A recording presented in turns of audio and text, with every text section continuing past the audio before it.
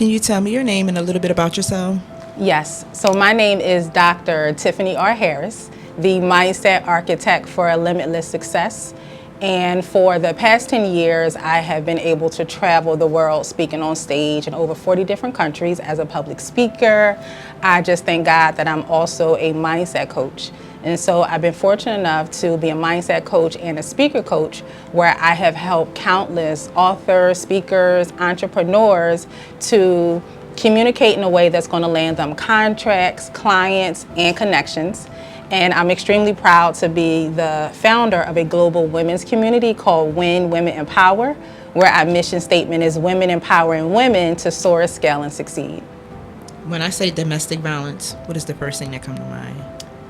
Shame and isolation. How did you meet your abuser, and what was the relationship like in the beginning? I met my abuser in 2004, 2005. I was in a master's program at Tiffany University. So in between one of my classes, I was going to get lunch and I was traveling, I'll never forget it, south on Broad Street, and he was traveling north. And as we were walking past each other, I noticed that he looked at me and I'm like, wait, is he looking at me?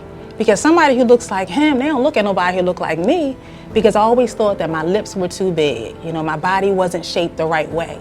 And this guy back then, that's when guys were rocking braids, and that was in back then. So he had the braids, he had the light eyes, he had the fur coat on. And I was like, whoa, wait, he's looking at me. And so I got the butterflies in my stomach, and he stopped me. And he told me his name, he asked for my phone number, we exchanged numbers. And so that's how we initially met. And then a week later, we decided to meet up. And the ironic part is that those butterflies that I had when we met up a week later, they disappeared. The minute he came smiling, walking out to get into my car, and I'm smiling at first too, like, oh my God, here he is. Oh, let me get myself together. Let me make sure my lip gloss is on point. He put his hand on the door handle, and everything inside of me changed. I saw a liar. I saw a cheater. I saw a manipulator. I saw an abuser.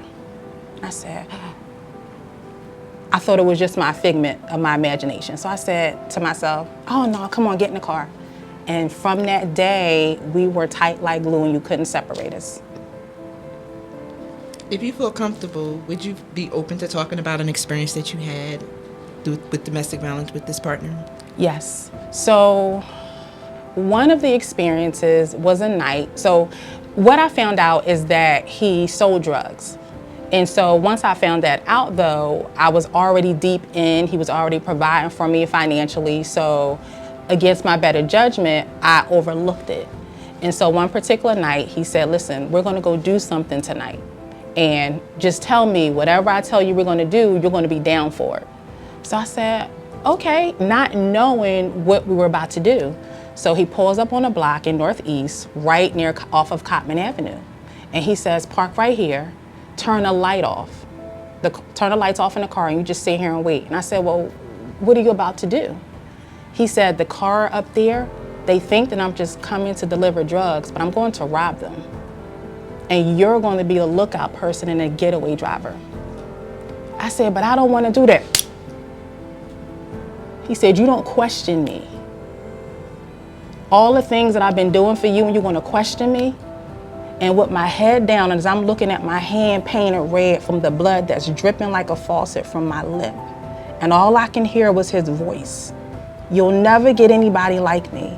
Don't you ever question me again. Now pick your head up, wipe your mouth off, and take this and calm yourself down.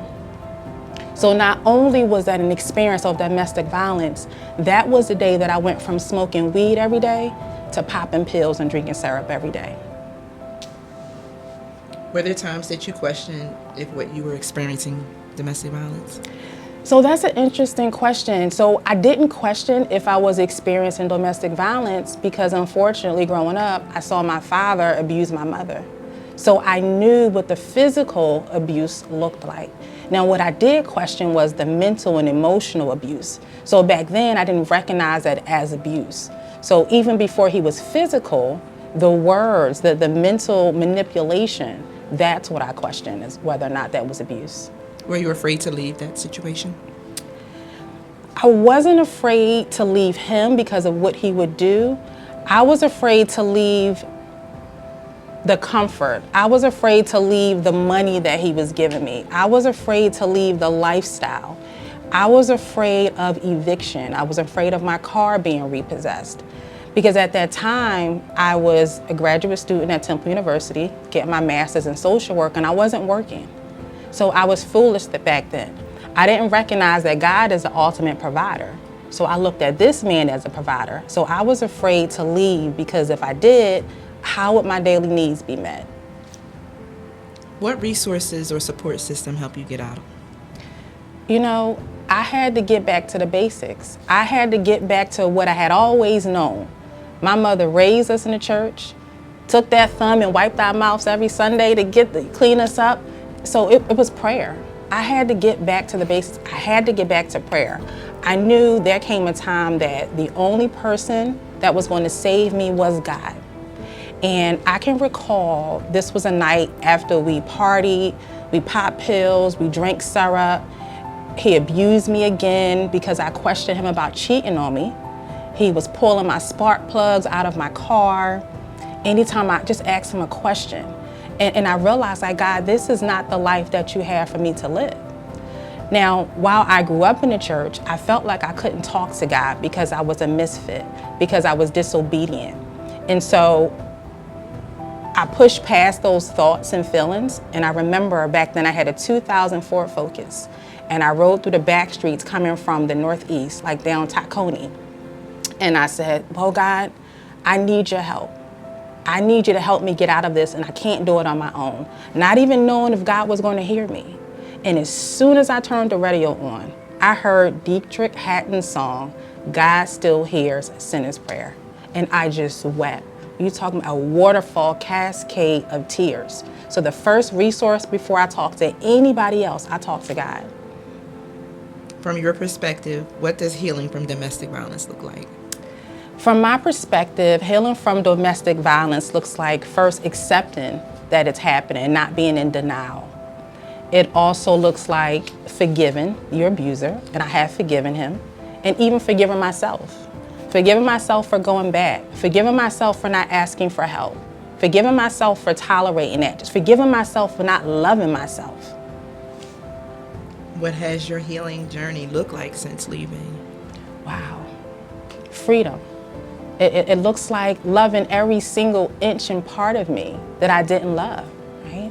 And so my perception of me was his perception of me. So healing, part of that was recognizing that I was fearfully, beautifully, and wonderfully made. If you could speak directly to your younger self, what would you tell you? What would you say to yourself? I would say, take heed to the warning signs, because warning comes before destruction. And what would you tell someone who's currently experiencing domestic violence? Ask for help. It's okay to not be okay. Ask for help. And you are not alone. You don't have to be in that relationship alone. Ask for help. And it seems like you're such an accomplished person. Can you give us a little bit more feedback on some of your accomplishments? Oh, sure, of course, yes. And so outside of a little bit that I shared in the beginning, I also own a consulting firm. It's called Shift Your Mindset and Dream Big, LLC.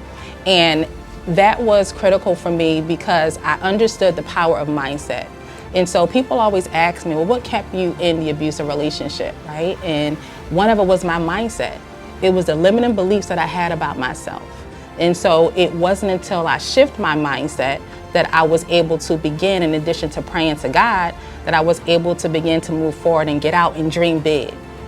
Because in that abusive relationship, I forgot about me. I forgot about my goals. I forgot about my aspirations. So I have my LLC. I am the author of several books. The first book that I wrote, I self-published about 3 years ago. It's called From the Struggle to the Stage. And I tell people, you may go from a season when you're struggling in an abusive relationship. You may be struggling with divorce. You may be struggling with abandonment. You may be struggling with low self-esteem. That was me. But you can get to a stage of your life where you're thriving, where you're victorious, when you're stepping on stages all across the world. And so in this book, I put together 5 life-saving principles that will help people shift the trajectory of their life. And do you believe there's life after domestic violence? Oh, absolutely. Let me tell you about this husband I have that's fine as wine, okay? Because one of the things that my abuser told me is that nobody would ever want me. He said, look at your lips. And you see all these girls out here getting these lip plumpers, these fillers in their lips. He said, you know, you will not be desirable. But I truly thank God that on January 6th, it will be 3 years that I have been locked into a healthy, God-ordained marriage that is loaded with love. So absolutely.